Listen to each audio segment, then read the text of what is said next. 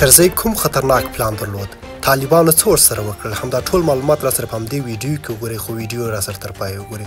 قدرمنو لیدونکو السلام علیکم، ستړي مه شئ، وخت مو په خیر. په داسې حال کې چې د افغانستان نوی حکومت بوخت دی چې د کرزي لړلی میدان پاکوي. کرزی بیا هم په دې هڅه کې دی چې د پخوا په شان نور هم میدان ولړي.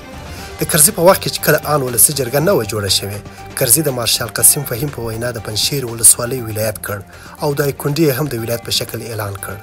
په لومړي ځل یې کرزي د سردار داود خان د وخت دولتي واحد نظام له منځه یووړ. کرزي په داسې حال کې پنجشیر ولایت کړ چې د هرات، شینډنډ، د ننګرهار ځینې ولسوالۍ، د وردګو او میدان جدایي دا ټوله یې هم ونه مانه.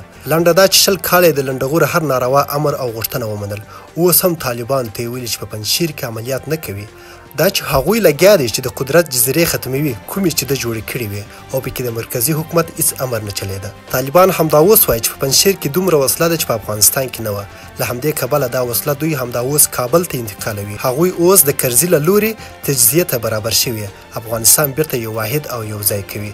ډېر مننه چې ویډیو مو راسره تر پایه وکتل. تر بیا او بلې ویډیو د الله په امان.